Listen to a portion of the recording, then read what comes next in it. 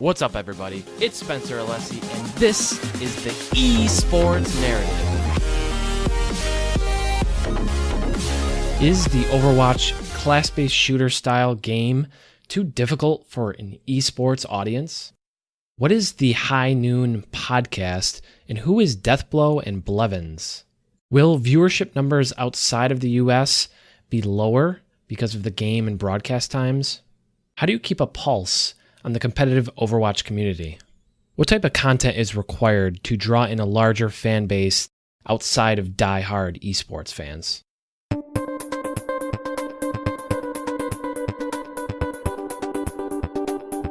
Hello. Good morning, good evening, good night. I am super excited to have Deathblow and Blevins on the show tonight. They host the High Noon podcast, the competitive Overwatch podcast. These guys are super funny. They've got a great podcast. It's been going on for about 2 years now, if I'm not mistaken. I think they're going to have their anniversary soon, or maybe they just had it. But super funny guys, really great podcast. They're creating a really great community, both on Discord and Twitter and in the Overwatch scene. And you can catch their show every Monday night at 7 p.m. Eastern on twitch.tv/High Noon podcast. Their show is on YouTube, it's on iTunes, and I'm sure plenty of other places, so definitely go check them out, give them your support, join their community if you're into that kind of thing. Deathblow, Blevins, thank you for joining me tonight. I'm super excited to have you on the show. Thanks for having us, man. Really appreciate it. Always really enjoy getting a chance to go on other shows and meet new people, so... Yeah, I mean, I guess that's the reason you start a show, right? Is so that you get invited on other ones. Yeah, definitely. So I know you guys like to start with the origin story. So I'd like to hear how you guys got into video games, and then also how you got into esports. So Deathblow, how did you get into video games? What was your first exposure to video games, and then eventually esports? Sure. So my first exposure to video games was the same answer one of our guests gave out not too long ago, is we had a Tandy 1000 computer in nice. In our house. I didn't have a hard drive. It ran off, the actual floppy disks. And that was the first time I really ever played a video game. Then I kind of went the console route for a little bit. Until PCs were a little more accessible. And I really didn't get competitive, though, or very, very serious into video games until probably like Diablo 2. So from there, I went into World of Warcraft. I played a lot of regular Warcraft. I'm kind of a Blizzard fanboy like that. Awesome. Now I play Overwatch and a little bit of Rocket League on the side. But yeah, I've just kind of played everything for the most part. Yeah, Rocket League's super fun. I just started picking up the other day, and the skill cap for that game, much like Overwatch, is like really crazy. Like, you don't expect how difficult it's going to be until you start playing it. It's like, wow, the people that play it at a high level are like really good. Yeah, it feels like there's no end to it, right? Like there's just always somebody ridiculously better than you. You're always chasing that. Yeah, for sure. What about you, Blevins? Like, how did you get into video games, first exposure, and then, competitively, what did that look like for you? Yeah, so I started off like a lot of people did, playing the NES original when I was in diapers and watching my dad play. I think my first video game memory is my dad playing some 1993 baseball game, and like it basically just being glorified dots. And when you hit a home run, there was like 2 minutes of fireworks. Like, it made no sense at all. But yeah, then I just, went the console route, like Deathblow did as well. I had basically every console you could imagine, up until high school, when I kind of maxed out at the Xbox 360 playing, plug your ears, Death, Halo 2, Halo 3, Gears of War, all those games. In terms of getting into, and then after that, once I got a PC, I actually built a PC so that I could play StarCraft 2 in beta, and then it went off of beta, and I started playing League of Legends, and that just cascaded me into nothingness.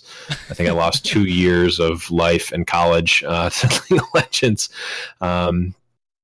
and then just kind of followed the lineage of everything that came out. I basically dabbled in everything. Now I'm playing Overwatch, PUBG, Fortnite, Hearthstone, all those types of things. Do you play Overwatch? That's weird. Hey, I played a game today. I'm almost done with my placements. Thank you very much. I was going to say, I'd like to talk to you guys about Overwatch. If you got to talk about it. Yes, we will. But in terms of esports and competitive gaming, I think Death actually followed the same path that I did. And we actually met playing Magic the Gathering. We were both competitive Magic the Gathering players. And really, I mean, it's really a stretch to call Magic the Gathering esports, but the tournament scene is a lot like esports in a lot of ways. And there's a lot of competition in Magic the Gathering. And, that's kind of where I started getting into competitive gaming. Both Death and I have done competitive sports in our lives, but really the first step for competitive gaming, for me at least, was Magic the Gathering. And then after you play enough F&M and you get sick of that, you move on to something you can do without having to go sit in a sweaty room for 8 hours. So kind of moved into video games. So if you can remember, Blevins, what's your main in Overwatch? So I wanted it to be Winston. I really did, and I'm just not good enough. So I play Diva. I'm a decent Diva, and if I need to play very seriously, like if I'm subbing in for Death's team, I will play the most conservative Lucio ever. Nice. What about you, Death? I'm basically a flex support. So I play Zenyatta, Anna, Sombra, and soon to be Moira. But I'm at heart, I'm a Symmetra main. And no matter what the meta says, you can't ever make me not play that hero. So. I've been getting wrecked by Symmetra lately, so that makes sense. Yeah, what do you guys? Go ahead. What do you guys do for a living? I'm curious. Like, you have this podcast, and like you're gaming a lot. Do you guys stream also? Like, your video game play and stuff like that. And what do you guys do for a living? I'm an IT guy. I went to RIT and have a degree in information technology. So right now I'm on a help desk for a software company, a very really small company. But yeah, I don't know. I'm trying to make that move into the esports world. Awesome. We'll see how it goes. What about you, Blevins? Yeah, so I'm in sales and marketing. I work for a startup in downtown Buffalo. And yeah, I mean,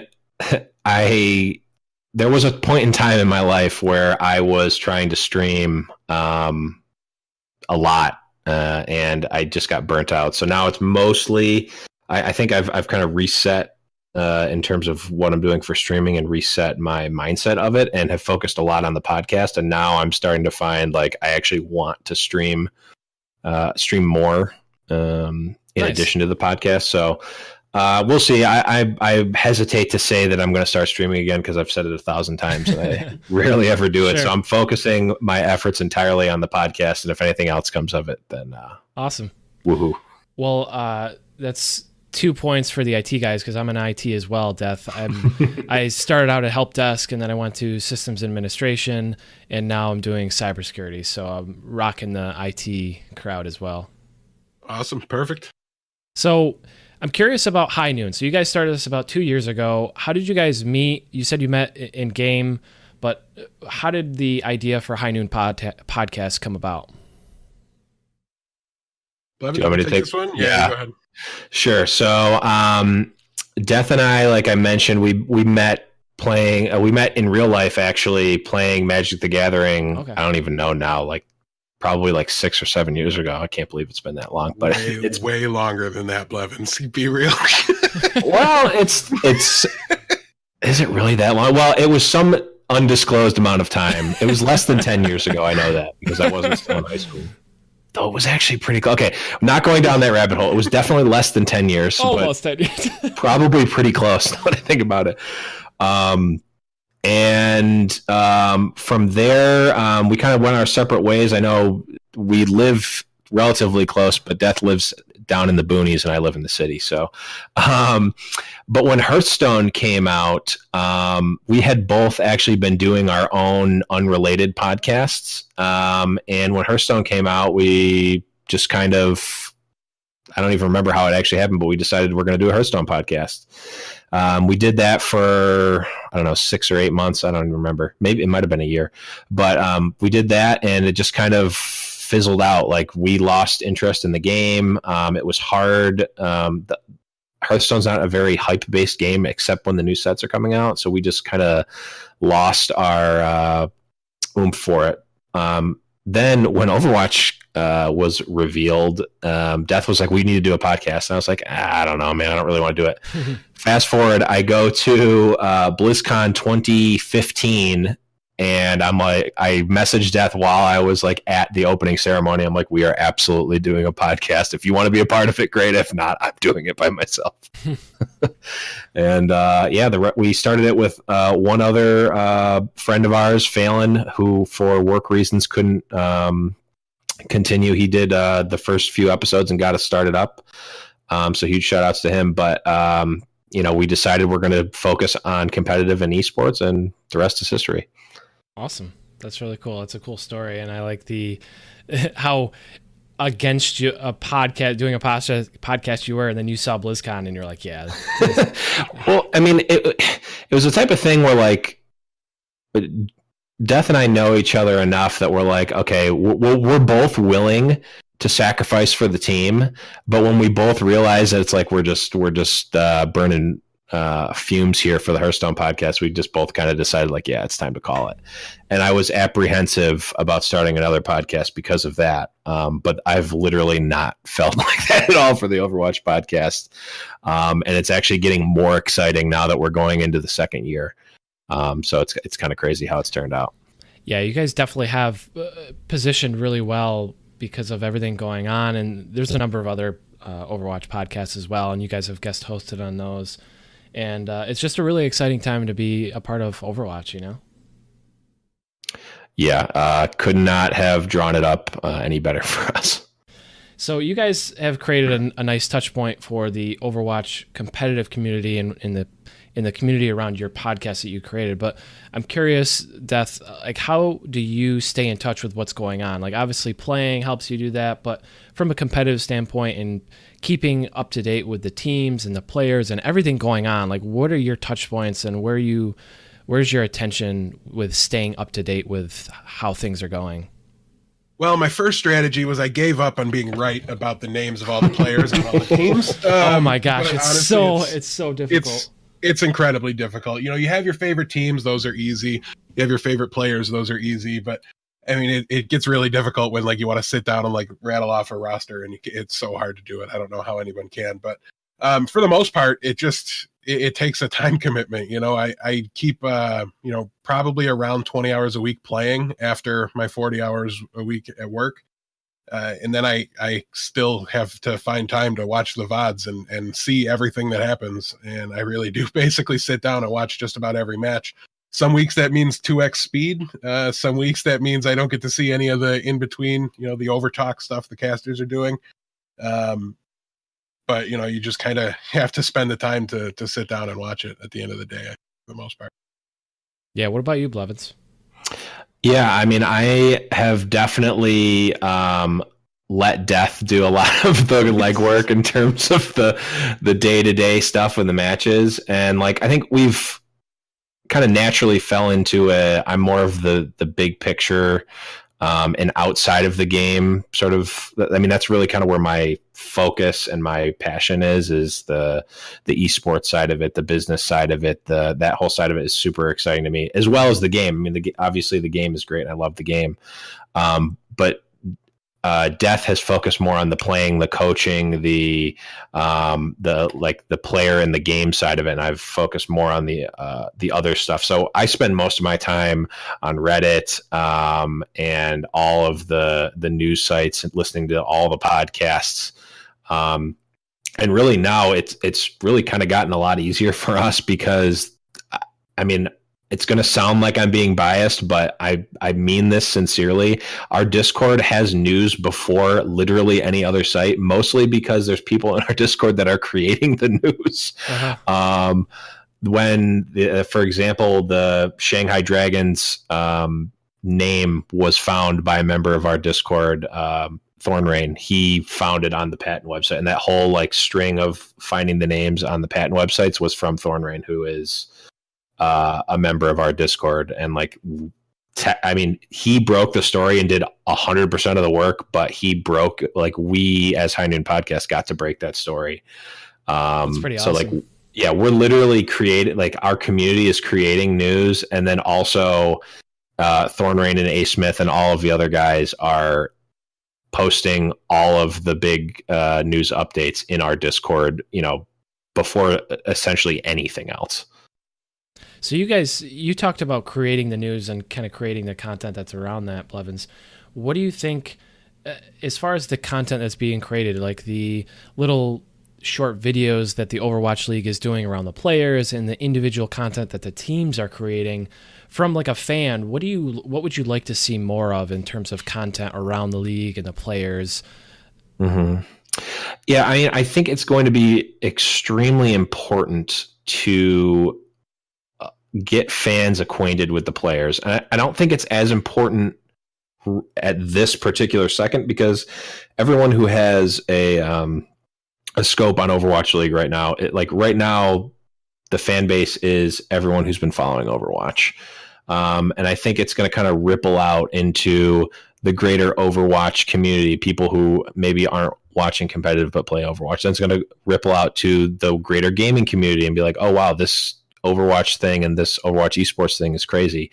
And then, you know, this might be, you know, 1 or 2 or potentially more years out. I think we're going to start seeing the non-gaming sector start to come in, or at least that's their plan, is to get these traditional sports fans, these people who maybe their kids play and they always thought it was something goofy, and now they see Overwatch on TV and they see these players making real money. I think they need to pay very close attention on how to make these players relatable, how to make them seem like professional athletes and not just kids playing a game. And I also think while it's not going to be effective for people like us who have been following it and playing the game forever, I think they need to break down the game itself so that a layman fan can understand and not only understand, but also appreciate what's going on and the skill that it takes to do what these players are doing. So that's interesting that you bring that up, because something I wanted to talk about is Overwatch. How do you feel you guys have talked about the observer mode changes a little bit on your Overwatch World Cup episode, but is the Overwatch class-based shooter style, do you think it's too difficult for a wide audience to watch and enjoy? It's definitely difficult, especially when you compare it to some of the other up-and-comers right now, Rocket League being the big one. Like, I feel like anybody can sit down and pretty accurately understand the goal of the Rocket League match within like 2 minutes of watching their first match. Mm-hmm. And on top of that, I think they can even appreciate the skill, like Blevins was talking about. You can appreciate a lot of the quality of the shots and the saves and things like that. And that's harder to come by in Overwatch. And I don't know that there's really a way around it, other than there has to be an acceptance of esports to a certain degree, right? Mm-hmm. If you've had any experience or any exposure to any other first-person shooters, class-based or not, I think you can make the transition easy enough, but it would be really, really difficult to bring somebody in that has never watched a first-person shooter at all, let alone a video game. And the key to that is going to really be, it's going to be on the casters, and Blizzard is doing a really good job of supporting them with some of the changes they're making in the observer mode. The clearly defined color differences now that you see in the spectator mode helps a lot. The identifying the teams by their jerseys is going to be really, really important. So yeah, I think they're doing a lot of what they need to do right now, but yeah, it's definitely a challenge, I think, to hit the mass appeal that they really want to see it have. It's going to be tough.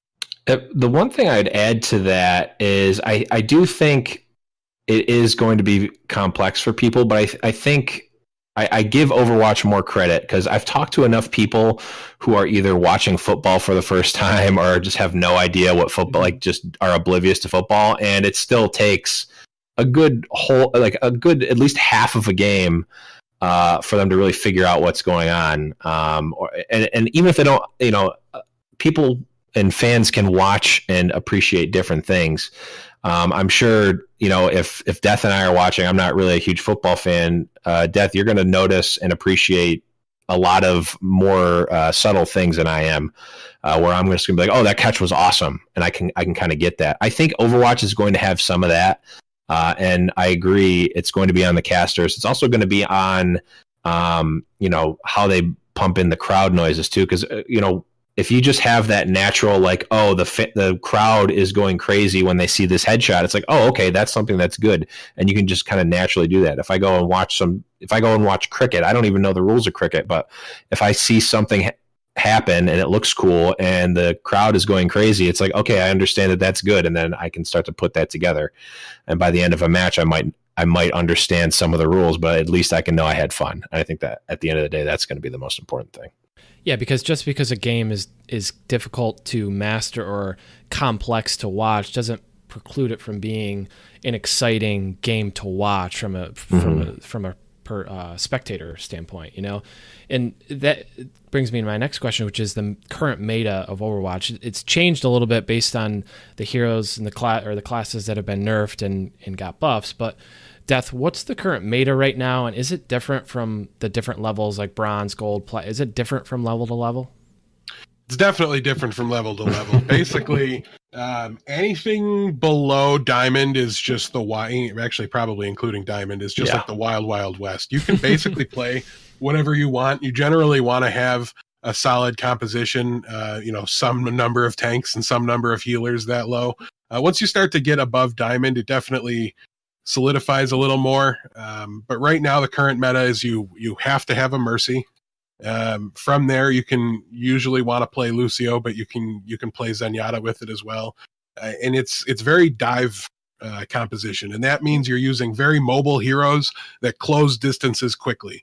So you have Winston with his leap, you have D.Va with her dash, you have Tracer with all of her crazy movement abilities, and you have Genji with his dash, and everybody converges on one target at one time and focuses them down and then moves on, and you just kind of keep hopping across the map with your dive composition. That's a very basic way to explain it, but that's kind of what things are now, as opposed to in the past. We've had death ball compositions where big tanks, big shields, everybody grouped up behind them, move in as one and shoot at the same thing. But right now, everything's very, very dive dependent. Do you think that I've heard that there's going to be some upcoming changes to Mercy and things like that? Do you think that's going to change it at all, based on that? I do, and I don't have a great track record with predicting what metas will be when they release new heroes. But right now, they're releasing a new hero that is literally squarely in my role. So I think I have a decent handle on this one. And if I don't, I'll never claim to have a decent handle on whatever. Yeah, with Moira.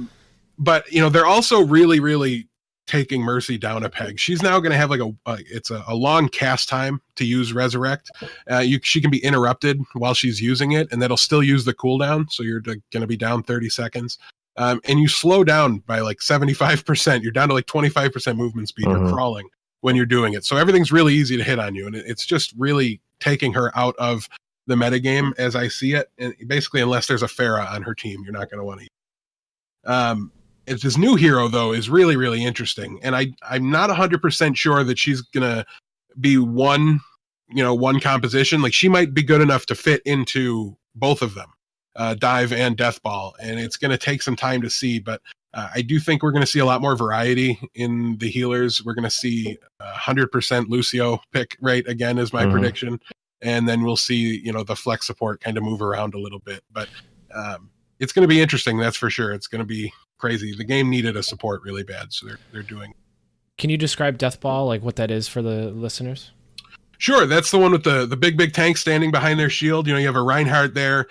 Typically, you have a Zarya with it, and then you're going to be playing Soldier or McCree. You're going to have a projectile character, maybe a Junkrat or something like that, maybe Reaper. just going to stand behind your shield and move in, and as opposed to diving and jumping through. Yeah, just push through slowly and take over spaces, and then once that shield goes down or you decide to drop it, you just kind of like scatter, break apart, and then go after them. So it's a very different play style. So Blevins, from a competitive standpoint, like the competitive scene and the leagues, and particularly Overwatch League and stuff like that, even though it hasn't happened yet, would you call Overwatch, a success thus far? It's really going to depend on who you ask. If you ask me or probably Death as well, we're going to say absolutely yes. I think just in so many ways, Blizzard has taken the time and really thought about how they're going to do the game. I mean, it started off from the beginning when they're like, we're not going to have paid DLC. You're never going to have to pay extra. If you buy the game, you can play it at the highest level. You're never going to have to grind to unlock characters and stuff like that. And like, they built the game with esports in mind. And it's just shown through. Now, if you ask someone who just spent $20 million on an Overwatch League spot, I think they're probably going to hesitate before saying that it's successful. But just based on obviously what we've seen, I mean, we're biased, obviously, but I would say it's definitely a success. Blizzard is known for being perfectionists, and they take a long time to do things, and that's because they want to make sure it's a really, really good product. And it seems like the Overwatch team has embraced that philosophy more than even the other teams at Blizzard. So I would say it's a success, and I also trust them to make sure and do everything that they can to keep it successful. Now, you mentioned a couple of things there about Blizzard and them wanting to have a really good finished product before they roll things out, which I can definitely see that being a World of Warcraft fan myself and playing a lot of different Blizzard games. I can definitely see that. And you also mentioned the franchising and the $20 million. It's been said that the Overwatch League has the potential to be, really harmful and burn a lot of people and cause harm to the industry if this Overwatch League thing doesn't go well and people back out and have a muddy view of the industry. We'll start with you, Blevins. Do you think that this is going to blow up in our face kind of thing? Like, what are your opinions on that? So I think I know what the kind of the quote you're referring to. And so I think the way you have to think about it is like, if you're investing in Overwatch League and you're expecting to, make your money back the next year, you invested in the wrong thing. I don't feel like you don't invest, like Overwatch League is not billed as a get rich quick scheme. It's billed as we're going to redefine esports and we're going to build an entire sports league from the ground up. We're going to start a new sport and then we're going to make a sports league around it in 2016 at the time. So, I mean, could it burn people? Sure. If you got your money in for the wrong reasons, and if the sport starts getting controlled solely based on investors and investors needing to make their return back, sure, it could burn a lot of people. I mean, anytime you invest money, especially that much money, someone has the chance to get burned. Now, I think it's much less likely that Overwatch League is the reason that a lot of people get burned, and that the esports, if the esports industry, quote unquote bubble bursts, I think Overwatch League will be the scapegoat. But I think it's probably more, it would probably only be a contributing factor, not the entire reason. I think there's a lot of shady stuff going on in the esports industry. And I think Overwatch League is about as clean as it can get, especially considering the guaranteed player contracts, the healthcare, all that stuff. They're trying to, at the very least, make sure that the players aren't the ones getting burned, which is traditionally not what you see. So does it have the chance to burn a lot of people? Sure. I think any sort of investment and risk has the chance to burn people. Do I think that Overwatch League is going to be the reason that the esports industry gets tarnished? I doubt that. Yeah, that was video or the quote that I was referencing was something that Richard Lewis had put out, and he had some concerns about what could potentially happen to the esports industry and things like that. And I respect his opinion on that and his history in the industry and in the content that he's created and stuff like that. Yeah, I mean, it's the type of thing where he has no. I mean, I don't want to get into any of the politics behind it, but he has no. There's no like, if he's wrong, okay, great, we're all happy because Overwatch League and esports is a huge success. And if he's right, then he looks great. It's like, okay, you can predict anything to fail, and if it does, you're right. Okay, great. It doesn't, like, saying that doesn't really help anything though. That's kind of where I got. It seemed kind of like rabble rousing to me, where he was just trying to get it seems just trying to get clicks and whatnot. But yeah, it seems like seems to be quite a bit of that, right? Like almost the clickbaity stuff. That's the counter argument. That's just almost a negative viewpoint of stuff. That's like, yeah, you could point that out, but let's hope for the best and prepare for the worst, kind of thing. Yeah, I don't see any value provided from making a statement like that. Is the root of why I was kind of against that even being said in the first place from him. But I don't think there are things in the esports industry that are happening that definitely could tarnish the name of the industry and set everything back. And I think if that happens, those people who burned people are going to blame Overwatch League. But I think Overwatch League is as close to the cleanest thing in esports that you can get. And they're being relatively transparent in most of that stuff. So there's been doom and gloom the whole time about it, to be perfectly honest. They're never going to find people to buy these teams. They're never going to be able to fill the league. Well, and they filled it. And then there's teams already talking about how they want to buy in for the next season. And I don't think they're going to have any trouble expanding initially. I think at this point, a lot of the realistic skeptics are starting to become more hopeful than they are pessimistic about it at this point. And it's only the people that they could never win over, no matter what happened, I think, that are still screaming, because they're doing a good thing. They're setting up a decent model. I'm a very critical person, and I don't have a lot that I can poke holes in the Overwatch League so far. Everything looks really solid. Yeah, so in your Overwatch World Cup episode, you guys talked about the viewership count and how it was something in the order of like 300,000 if you count the Chinese viewers and stuff like that. Death, how do you think the viewership numbers for the Overwatch World Cup panned out in relation to the expectations, and what do you expect going forward for the league, and what do you think in terms of numbers, maybe not specifics, but overall in relation to what we've been seeing so far? I think everything was a little bit better than what was expected. To me, the thing that really stood out wasn't so much the peak number. There's some very popular players that play in these events and were on site and on the cast that were going to bring in some big numbers. But what surprised me and was just the retention that they had, right? Like, people really stuck around. Those numbers didn't peak during the USA match and then completely fall off the cliff. Like, they had their peaks, but for the most part, I was really impressed with the size of the audience after a lot of the teams had been eliminated, and people had a very good reason to stop watching. If you're rooting for a team and they're out, you might be upset about it. You have a lot of reason not to stay, but I think a lot of people did stay, and I think that says a lot for it going forward. Was it because Dr. Disrespect wasn't streaming? I don't know if that's true or not. I can't speak as to that.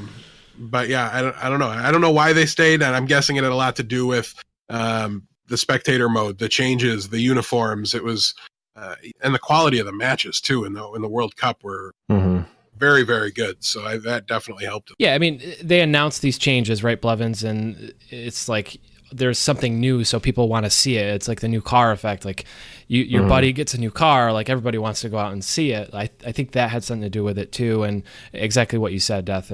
I think that's something new draws attention too, and the fact that it was new and it was good, really good, right, Blevins, that like held the viewers. Yeah, and I mean, it's one thing if it's like if you see like you probably see a lot of Hearthstone streams where they're like showing new cards and people peek up at the beginning, and then after they're done and they do their like show matches or whatever, like no one cares. It's nice to see that those numbers peaked for whatever reason, and then like Death was saying, they stuck around. The biggest thing that was exciting for me was I just heard a lot of stories of people who either didn't really watch Overwatch or maybe didn't even watch esports at all, but tuned in and watched the World Cup just because it was the World Cup and they wanted to see their country play. I think that the fact that happened at all speaks volumes of how the regionality may play out. I'm really excited for that to actually happen. Yeah, because at the end of the day, Overwatch is a global audience, and I don't know the exact number. You guys could probably tell me in terms of the Overwatch League and how many countries are represented, but I believe just the Envious alone has, like 8 different countries represented by their team alone, so it's very wide in terms of global viewership, and I'm curious what you guys think about the viewership outside of the U.S., because the games are being played on the West Coast time zone, and I'm curious how you guys think about the European viewership and the people that are going to have to watch it outside of their normal viewership times. I'm curious what you think about that, Death. Well, there's a lot of that kind of happens in some other sports, and they're going to do a good job of changing up the schedule and varying the times that they play on each day. So they're going to make an effort to make it so that everybody can watch something. It's going to be unfortunate when people aren't able to watch their team play, right? Because there's going to be times they play at inconvenient time slots. But that happens in sports now. Maybe not the NFL. Those are typically always, very centric on Sunday and a couple primetime games. But in the NHL, sometimes, the Sabres start at 10:30 at night. And I'm just like, well, not going to get to watch that one. It's just too late. So it definitely happens, and they play 40 matches, so you're going to get to see them a lot. VODs are very accessible. Everybody that watches esports is pretty familiar with VODs, and they need to do a good job marketing those as well. The fact that you can go back and on-demand watch it is something that you can't say about the NFL. Like I pay good money for that privilege, to be perfectly honest, through the NFL.com website. And it's something that comes for free with Overwatch and with esports. So they need to market that and use that to their advantage. Yeah, for sure. Talking about the geolocation for a second, do you think it's a good idea?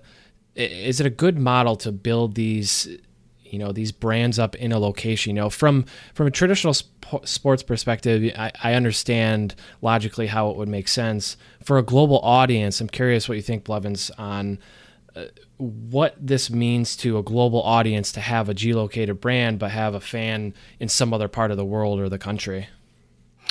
Yeah, I mean, I think we've seen this in some cases. I mean, there's going to be Yankees fans and Red Sox fans all across the world.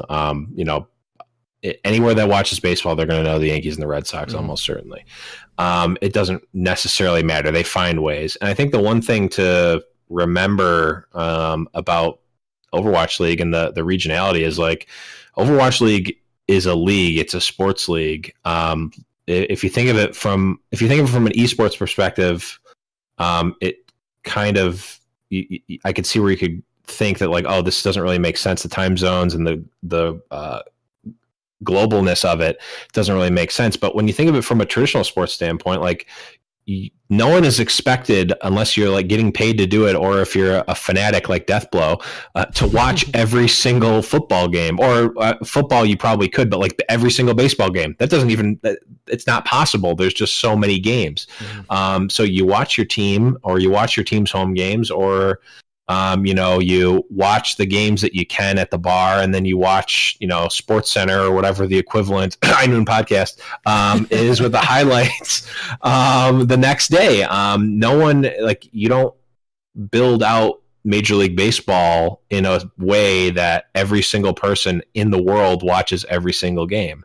That's just not how you do it. That's not how the league is set up. So if you're a Dallas Fuel fan, the times are going to be set up so that you get to see the home games, and you'll see maybe some of the the feature matches against Houston and New York, and Seoul, but you're not going to see the away game in London because it's going to be set up for the London fans to watch, and then you can watch that either like Death said, the VOD almost instantly the next day, or you could watch the highlight show, like the Sports Center Heinen podcast. I think that if you think about it from that way, it starts to make a lot more sense, the regionality of it. Now, it definitely is it's different than what esports has done traditionally, but this is not, Overwatch League is not one giant tournament that you're supposed to catch all of. It is a sports league like the NFL or Major League Baseball or NBA. Yeah, that's a good point. I like the subliminal messaging there. I really. I don't think that was subliminal. I think it was that was superliminal. Yeah, superliminal. For so we've been talking about a lot of good things and everything that's going right and things like that. I'm curious on the opposite, right? So what are the gotchas? Like, what should be things that what should we be paying attention to as things that could bite us, or what are some things that we should watch out for as a community or as a esport? Are we asking me here? I'm sorry, I don't know. We'll start with you, Death, and we'll go to Blevins. Sure. I mean, honestly, I don't worry too much about that stuff, to be honest. Like the business side of things is going to play out how it's going to play out, and I'm not going to understand it while it plays out. So, the things I worry about are, can they keep the metagame interesting? Can they, balance the game and keep things fun to watch? Because I think if there's too much stagnation in the compositions and in the heroes, it becomes taxing to watch so much of it, right? That you kind of limit yourself. But if things are different, and if teams have different styles, and there's 4 different comps that are constantly seeing play, things will be much more entertaining and exciting and dynamic to watch. So that's what I worry about. Now, there's the other side of it. Blevins might be able to speak a little more closely on, but I mean that's just to me like, well, yes, a bunch of people might lose a bunch of money. That's what happens when you buy something that expensive. Like, you might not be happy with your purchase. Like, I don't know what to tell you. But yeah, so I worry about, can they balance the game? Can they keep it interesting and fun to watch? And so far, there's been a couple bad metas, but they're pretty good about reacting to them. So I think as long as it doesn't last too long, like, it's going to happen at some point. But it's how they react to it and how they fix it. Yeah, and I'm not even really worried about the business side of it. There's a lot of really smart and really rich people working on both sides. And when it comes to their own money, I think we're already past the point where they're worried about it. They've invested a lot of money. So I'm really not worried about it. The biggest thing that I'm not even necessarily worried about, I think I want the league and I want the teams especially to be very concerned about and keep in their minds is like, these players need to be shown as professionals.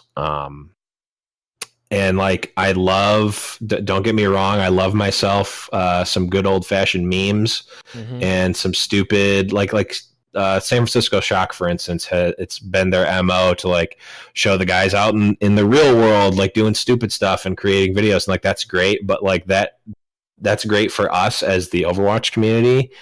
It does not, like, I just keep thinking back to the tweet that the Mets put out about New York Excelsior, because the Mets own the team. The ownership of the Mets is the same as the New York Excelsior, and like all of these like traditional baseball fans were just ripping it to shreds. Like, what is this? What is this garbage? It's blah blah blah. Like all the stuff you could think of.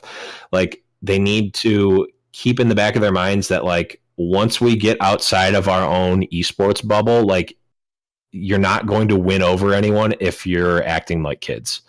And like, I don't want it to get to the point where like there's none of that charm to it. We're all gamers. I don't want that to go away, but I do want it to, like, they need to keep in mind that they're going to need to show these players as professionals, or else people are like, that initial reaction, the first impression is not going to be good, and that's not going to be good for growing. Yeah, that's a really good point. Death, as an amateur gamer, like, you've got a team, you've been playing a lot. you're very well versed at the game. You know, I don't know what rank you're at or what have you, but how can someone prepare or attempt to play Overwatch at a really high level, or maybe even go pro? Like, what are some things that somebody can do to kind of get to that level and kind of make a run at it? You have to take it seriously at the end of the day. It comes down to this. There's a lot of things that you do in school that you don't like because it's school, right? Because of the topic. But you have to sit down and you have to do your homework here. You have to record yourself playing. You have to have goals while you're playing too, right? Like I do some coaching and I make all my guys keep a list. These are my biggest strengths. These are my biggest weaknesses. And we focus on a couple weaknesses at a time. We record the scrims and then we review them after the fact. We'll sit down and watch them as a team, and we'll pause the video, we'll rewind it, really figure out what happened and what went wrong in a fight and how we could have won it. We use a website that lets us like draw on the screen, right? So it looks like a commentator's doing it. Like I get to use a pencil and draw on the screen and show lines of attack and lines of sight. And you have to just take it very seriously and do all that extra work. It's more than just sitting down and playing the game a bunch. Like that'll help you get really good at aim. But you can be really good at aim and not be anywhere near ready for esports. Like you can basically Q comp all you want when you're good at aiming. That's fine. But after that, you need to have strategy. You need to have teamwork. You need to have timing. And all that stuff is learned in a classroom setting. So and you gotta get a coach. Now, what about finding a team? Like you just meet people on, quick play or ranked and something, or comp, and just meet people that way. Like you guys have a community. I'm assuming you guys play a lot together. What about the team aspect of it? Yeah, I mean, the best way to find a team is to use Reddit, to use websites. It's overwatch-teamup.com, I think, something like that. There's a lot of services out there that are trying to connect people that are looking for a team, find one that meets your general requirements, that you can meet the requirements for. I mean, don't try to play above or below your skill level. Find people that are similar to you, and make sure you guys have the same goal. That's, I think, the most important thing. And that's when I see teams fail, is that you have people that are like, I just want to have fun and get better at the game. And then you have like somebody else on the team that's like, no, I'm trying to make something out of this game. Like I want to try to get to the point where I'm in a tier 2 team and I'm playing in open division and I'm at the top of those standings. Then maybe I can get into contenders and try to make a serious run at this thing. And when you don't have the same expectations and the same goals, everything's just going to fall apart because somebody's going to get mad at somebody. The commitment level won't be the same. So that's the biggest thing I would recommend to people, is find people that have similar goals and don't compromise on things like availability and scheduling. Like that's just asking for trouble. There's so many people that play this game. You can find somebody to replace them at a similar skill level, no matter who it is. Now, one more question on that specific topic. Do you think age makes a difference? Like, what's the average age of these Overwatch pros, we'll call them? And I use pros as like the general, maybe generalize as the competitive scene as a whole, like maybe contenders and the pros. And what's the average age of these, I'll say kids, but these people? And do you think age is a determining factor of like getting good at the game, really good at the game? It's a limitation to an extent, right? Like I'm 31 years old, and on my last team, that meant I was hanging out at practice with literally a 15-year-old girl on my team yelling at me about not healing her or things like that. Like, so it's the age range in Overwatch is crazy. And it's definitely a limitation. Like I don't feel like I could possibly go pro, right? Because I'm of an age where my reaction time is diminishing. Like I'm not becoming quicker to react to things, and I'm not going to be able to hang with the Taviks and the Lynxers and the best players in the game. It's just not going to happen for me, and I've accepted that. But what I can do is I can play at like a tier 2 level, right? I can let my game sense and my knowledge and my work ethic outside the game, I can let that carry me up to be able to play at almost the highest level. And that's what I'm trying to do, so that I can learn it as well as I possibly can, and then move into coaching where us old people belong, and get out of playing. And So that's been my focus. And there's no age limit to being involved in esports, right? You can, if you really want to play, focus on games like Hearthstone that aren't, Twitch aiming and reaction based. You can still game at a high level at an older age, but you just can't do all of them. And I think Overwatch is one that it has heroes, right? Like there's some older players that like play Reinhardt and stuff like that. And, you can play Mercy. Like you don't have to be God tier aim on Mercy to play that. So you can be smart about it and focus your hero pool on what your limitations are. But for the most part, it's difficult to do when you're older, but it's not impossible. You just kind of like any other sport. Like if I still wanted to be playing football at this point, I could, but it would just take a lot more work and a lot more effort to keep myself able to do so. It's like golf, right? Like you can be a really, really amazing golfer and train and teach the top tier golfers in the world and still not be able to hang with them on the course. Yeah, exactly. Like there's so many football coaches that couldn't run 100 yards to save their life, but they're still able to do it. Yeah. Now, this is my last question. Who are the movers and shakers in the industry? You guys have created a really great community with the High Noon podcast and the stuff that you are doing. Who are people to follow in the industry who are either helping out, like Monte Cristo is a good example, who's an analyst. I know he's done a lot of things behind the scenes, he said, to help Blizzard and stuff like that. But who are maybe some other people, not to point out your competition, so to speak, but to indicate some people in the community who are doing good things and helping the industry grow and stuff like that? Who are some people to follow, Blevins? Okay, so I know Death is probably thinking of the same two people, but the biggest shout outs in the world have to go to Hex and ZP. They have been like, honestly, like if it weren't for the Gosu Gamers weekly tournaments way back in the day, I really don't think that Overwatch would be where it is right now. And they, Hex and ZP really kind of put the whole community on their back for many, many, many months running those tournaments and getting people interested. I mean, I remember back when we were only getting like a couple hundred people watching those. And then like when it broke 1,000, and then when it broke 2,000, like we were like super excited. And like a lot of that was just Hex and ZP putting ungodly hours every single weekend into running, administrating, casting, observing these tournaments. So Hex and ZP, who are now casters, are really two huge ones. In terms of other content creators, I mean, I'm a big fan of Chanman. I listen to pretty much every podcast he does. Definitely a big one. And then there's a lot of other contributors as well, in terms of esports. But I mean, I would be on for hours talking about all the people. But yeah, I mean, Hex and ZP really, like, I honestly think we would not be where we are now in a bad way if the Gosu Gamers tournaments that they ran were not run as consistently and as well as they were back in the day. Awesome. What about you, Death? Is there anybody different that you want to add to that list?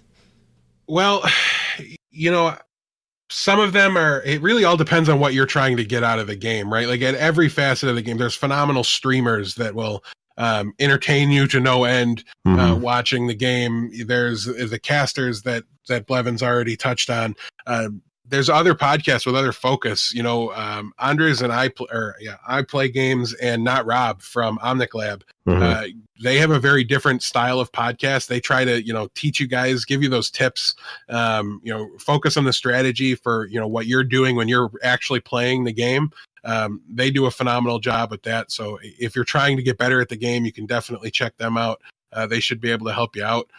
There's so many people. It's a really impossible question to ask. For us, Overwatch Score is a nice new website that started up. They have a lot of really good content. It's like Overwatch League news site. And I really like what they're doing over there. We work with them a little bit. yeah, so hard because I feel like I'm leaving out, absolutely everybody that we like and we talk to. But yeah, even the people at the teams now, like a lot of my favorite people just went to teams. So I'm like, it's going to be tough to follow them, but they follow their teams. Yeah, I mean, I think the biggest thing is going to be for Overwatch League, like get involved with the team that you're gonna follow. And if you don't have a team to follow yet, follow NYXL, follow New York Excelsior.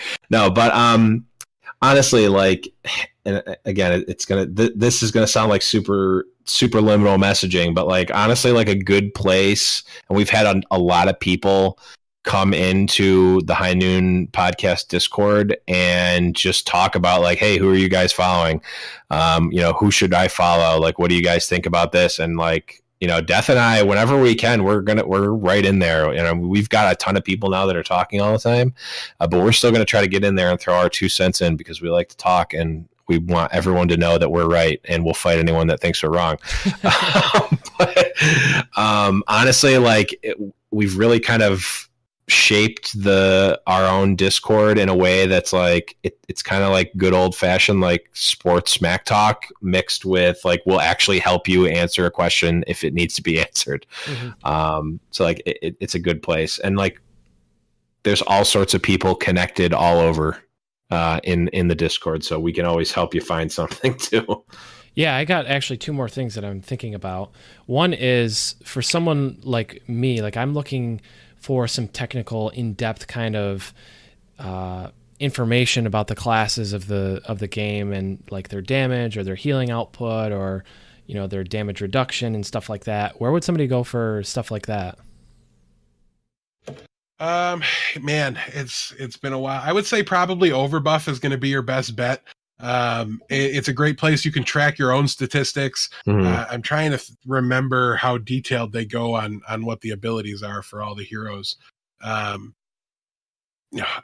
quick Google search could probably give you a better answer than I could off the top of my head because I know a lot of the numbers off the top of my head, so I haven't had to reference them in a while. Yeah, sorry, I can't give you a better answer. Yeah, I don't know like the specific. I don't even. I'm sure that there is a place, but I would have to guess Overbuff or, I mean, Winston's lab is mostly tournament results and stats. That's another good source too. Yeah, I don't even know where you would go for like how much healing does an Ana shot do. I don't actually know where you would go to find that. Gonna do 75 after the patch. Just ask me, I'll tell you. Join the Discord. Yeah, just Deathblow will literally answer where he got that info from. I don't know, but he has. Yeah, I'm in there. I just joined a couple of days ago when I found you guys and started looking at your content. So I'm definitely in there, and you'll see me talking it up. Yeah, I think the Overwatch wiki is honestly that's going to be your best like comprehensive answer all your questions. So that would definitely be the best place to start. That would be where I would go if I forgot one of the numbers and had to look them up. But yeah, I would start at the wiki, and I apologize that we couldn't answer that one too well. No worries. Is there any other shout outs you guys want to give out, to anybody listening? I mean, we'd be so far behind where we are. We have to mention A. Smith's name, I think. Yeah. He books all our guests. He's been responsible for finding us so many more viewers and reaching out to a whole different group of our audience, and we really owe him a huge debt. That's the one that we kind of didn't mention already, right? Like we definitely shouted out most of our friends when you put us on the spot. I'd just like to shout out Twitch Prime, which you can subscribe to your favorite streamer once every 30 days on Twitch Prime. And oh, by the way, since you asked, we're also now affiliated at twitch.tv/podcast. But yeah, I don't have any more sellouts, I don't think. Just the one thing I'll tell everybody is like find your team, right? Like get as into it as you possibly can. And I find your team. I recommend Houston. New York. Find your team. Come to the Discord and fight us about it. That's what we suggest. Awesome. Well, I love the community you guys are creating. It's super fun, and just being in there last couple of days and seeing kind of the chit chat back and forth and the rivalry starting to fester up has been super good. I think it's super healthy for the community, and I appreciate you guys coming on and taking this last hour to spend some time with me and talk shop. And I wish you guys the best of luck with everything that you're doing. And I know you mentioned some surprising stuff in your recent episodes of stuff that's coming up that you guys are working on. And I'm super excited to hear all the cool and awesome things that you guys are doing, and happy to support your show and what you guys are doing. So I just really appreciate you guys and what you're doing. Yeah, thank you. Anytime. Yeah, thanks for having us. Really appreciate it. And with that, I just want to remind everyone that if this all goes as planned, this show is just the beginning. Hey guys, real quick before you go, I just want to say thanks for listening and supporting the show. It really means a lot to me that you like it, and I hope that if you found some value from this podcast, that you'll share it on Twitter or on Instagram or Facebook, anywhere that you have a social media presence. I would love it if you would just share it with 3 to 4 people that might be interested in it. It would absolutely mean the world to me. It would help me get my name out there, help me get the podcast out there. I do this solely for the love of esports and for the love of getting to know people and hearing the stories of esports that I think are so awesome. So please, if you got value from this, if you enjoyed it, please share it with someone who you think might like it. And with that, I will see you next time. Thanks for listening. I really appreciate it.